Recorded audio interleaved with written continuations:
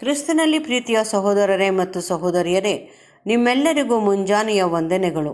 ಕ್ರಿಸ್ತನ ಜೀವಿತ ಪಾಠದ ಹೆಸರು 9 ಮಂದಿಯಲ್ಲಿ.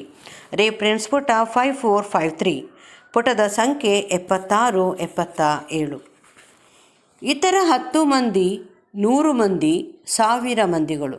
ನಮ್ಮ ಪಾಠದಲ್ಲಿ ಹೇಳಲಾದ ಘಟನೆಯನ್ನು ಸಾಂಕೇತಿಕ ದೃಷ್ಟಿಯಿಂದ ನೋಡೋಣ. ಆ ಕುಷ್ಠರೋಗಿಗಳು ತಾವು ಅಶುದ್ಧರೆಂಬುದನ್ನು ಮನಗಂಡು ಪಾಪಿಗಳನ್ನು ಸೂಚಿಸುವಂತಾಗಲಿ, ಅವರು ಕೇವಲ ತನ್ನಲ್ಲಿಯೇ ಪಾಪ ಕ್ಷಮೆಯನ್ನು ಹೊಂದಿರುವ ದೇವಕುಮಾರನಾದ ಕರ್ತನ ಶ್ರೇಷ್ಠತೆ ಹಾಗೂ ಶಕ್ತಿ ಸಾಮರ್ಥ್ಯಗಳನ್ನು ಪರೋಕ್ಷವಾಗಿ ಒಪ್ಪಿಕೊಂಡು ಆ ಮೂಲಕವಾಗಿ ಶುದ್ಧರಾಗುವುದಕ್ಕಾಗಿ ಆತನಿಗೆ ಗಟ್ಟಿಯಾದ ಧ್ವನಿಯಿಂದ ಕೂಗಿಕೊಂಡಿದ್ದರು. ಅವರು ಆತನ ಹಿಂಬಾಲಕರಾಗಿ ಆತನ ಶಿಷ್ಯರಾಗಬೇಕೆಂಬುದನ್ನು ಪರೋಕ್ಷವಾಗಿ ಪ್ರಕಟಿಸುವವರಾಗಿದ್ದು, ಪಾಪವು ಹಾನಿಕರವೆಂಬುದನ್ನು ಮನಗಂಡವರಾಗಿ ನಂತರದಲ್ಲಿ ಕರ್ತನ ಹೆಜ್ಜೆಯ ಜಾಡಿನಲ್ಲಿ ನಡೆಯುವವರಾಗಿ ತಮ್ಮಲ್ಲಿ ಅಲ್ಲದೆ ಎಲ್ಲೆಡೆ ಇರುವ ಪಾಪಕ್ಕೆ ವಿರೋಧವಾಗಿ ಹೋರಾಡಲು ನಿರ್ಧರಿಸಿರುವರು.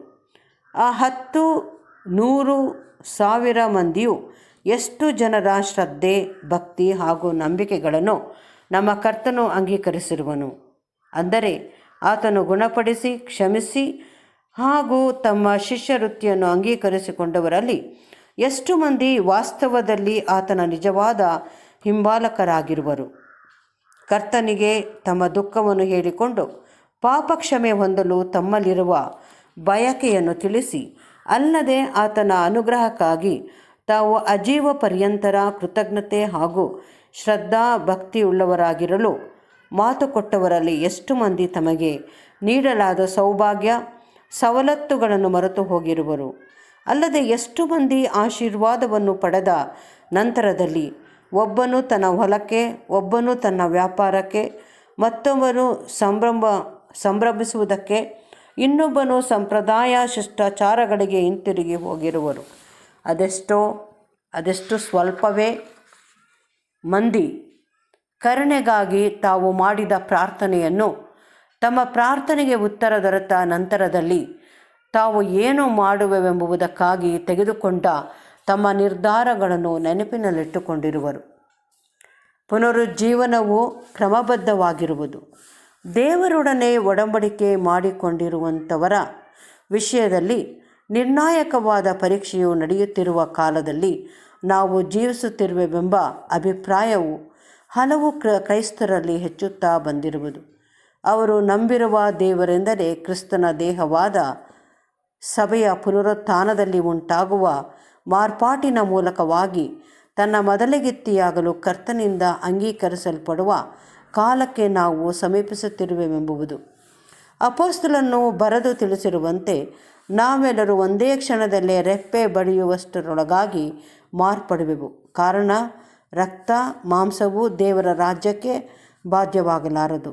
ಈ ಸುವಾರ್ಥ ಯುಗದಲ್ಲಿ ನೀಡಲಾಗಿರುವ ಕರೆಯು ಮೊದಲಗಿತ್ತಿಯ ವರ್ಗದವರಾಗಿ ಯೇಸುವಿನ ರಾಜ್ಯದಲ್ಲಿ ಆತನಿಗೆ ಸಹಕಾರಿಗಳಾಗಿ ರೂಪುಗೊಳ್ಳುವವರನ್ನು ಕಂಡುಕೊಳ್ಳುವ ಸಲುವಾಗಿರುವುದು. ಯಹೂದ್ಯರ ವಿಷಯವಾಗಿ ಅವರ ಕಾಲದ ಅಂತ್ಯದಲ್ಲಿ ಸಂಭವಿಸುವ ಪರೀಕ್ಷೆಯ ಸಮಯದಲ್ಲಿ ದೇವರು ನಿನಗೆ ದರ್ಶನ ಕೊಟ್ಟು ಸಮಯವನ್ನು ನೀನು ತಿಳಿದುಕೊಳ್ಳಲಿಲ್ಲ ಎಂದು ಯೇಸುವು ಯಹೂದ್ಯರ ವಿಷಯದಲ್ಲಿ ಹೇಳಿದ್ದನು.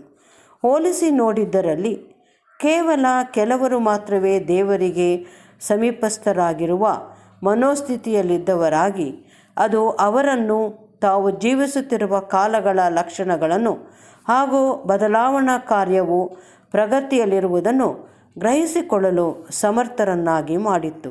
ಇದರ ಅಭಿಪ್ರಾಯವೇನೆಂದರೆ, ಇದೇ ರೀತಿಯ ಬದಲಾವಣೆಗಳು ಈಗ ನಮ್ಮ ಮೇಲೆ ಬಂದಿದ್ದು, ಯಾರ ಮನೋನೇತ್ರಗಳು ತೆರೆಯಲ್ಪಡುವವೋ ಅವರಿಂದ ಅವುಗಳನ್ನು ಗ್ರಹಿಸಿಕೊಳ್ಳಲಾಗುತ್ತಿರುವುದೆಂಬುದು.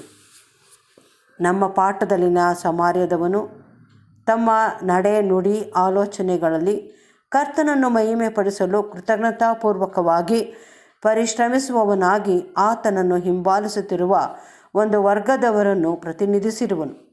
ಆದರೆ ದೇವಾನುಗ್ರಹವನ್ನು ಇದೇ ವಿಧವಾಗಿ ಅಂಗೀಕರಿಸಿಕೊಂಡವರಲ್ಲಿ ಬಹುಪಾಲು ಜನರು ಈಗಿನ ಜೀವಿತದ ಮಹತ್ವಾಕಾಂಕ್ಷೆ ಮತ್ತು ಹರ್ಷ ಉಲ್ಲಾಸಗಳನ್ನು ಹಿಂಬಾಲಿಸಿಕೊಂಡು ಹೋಗುವ ಪ್ರವೃತ್ತಿಯಲ್ಲಿರುವರು.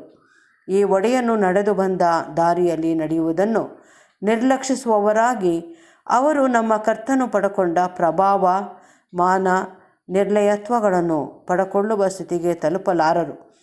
ಕೆಳಮಟ್ಟದ ಒಂದು ಸ್ಥಾನವು ಅವರಿಗಾಗಿ ಇರಬೇಕು. ಸತ್ಯವೇದದ ಅನುಸಾರವಾಗಿ ಇನ್ನು ಸ್ವಲ್ಪ ಸಮಯದಲ್ಲಿ ಆ ರಾಜ್ಯದ ಪ್ರಭಾವ ಮಹಿಮೆಗಳು ವಿಸ್ಮಯಚಕಿತರಾದ ಲೋಕದವರಿಗೆ ತೋರ್ಪಡಿಸಲಾಗುವುದು. ಆಗ ಈಗಿನ ಕಾಲದಲ್ಲಿನ ಸಂಗತಿಗಳ ಮಹಿಮಾ ವೈಭವಗಳು ನಿರಂತರವಾಗಿ ಕಾಣದಂತಾಗುವುದು. ಮೇಲಿನಿಂದ ಬರುವ ನಿಜವಾದ ಜ್ಞಾನವು ನಮ್ಮ ರಕ್ಷಕನಲ್ಲಿ ತೋರ್ಪಡಿಸಲಾಗಿತ್ತು. ಆತನು ತನ್ನ ಜೀವವನ್ನು ಅಮೂಲ್ಯವೆಂದು ಎಂದೆಣಿಸದೆ ತಂದೆಯ ಚಿತ್ತವನ್ನು ನೆರವೇರಿಸುವ ಸಲುವಾಗಿ ತನ್ನನ್ನು ಬರೆದು ಮಾಡಿಕೊಂಡ ಫಲವಾಗಿ ಈಗ ಅತ್ಯುನ್ನತ ಸ್ಥಾನಕ್ಕೆ ಏರಿಸಲ್ಪಟ್ಟಿರುವನು. ಭಕ್ತನಾದ ಪೌಲನು ಇದೇ ಅಂಶವನ್ನು ತಾನು ಕ್ರಿಸ್ತನ ದೇಹದಲ್ಲಿ, ಅಂದರೆ ತೆರೆಯ ಆಚೆಯ ಕಡೆಯಲ್ಲಿರುವ ಮಹಿಮೆಯುಳ್ಳ ಸಭೆಯಲ್ಲಿ ಒಂದು ಸ್ಥಾನವನ್ನು ಸಂಪಾದಿಸಿಕೊಳ್ಳುವ ಸಲುವಾಗಿ ಎಲ್ಲವನ್ನು ಕಳಕೊಂಡು ಅದನ್ನು ಕಸವೆಂದು ಎಣಿಸುವೆನೆಂದು ಹೇಳಿರುವನು. 1000 ವರ್ಷದ ಆಳ್ವಿಕೆಯ ಕಾಲದಲ್ಲಿ ಲೋಕದವರಿಗೆ ಉಂಟಾಗುವ ಆಶೀರ್ವಾದವು ಮಹತ್ವವುಳ್ಳದಾಗಿರುವುದು. ಕ್ರೈಸ್ತ ಸಭೆಯು ಹೊಂದುವ ಆಶೀರ್ವಾದವು ಗ್ರಹಿಸಲು ಶಕ್ಯವಾಗಿ ಉನ್ನತವಾಗಿರುವುದು.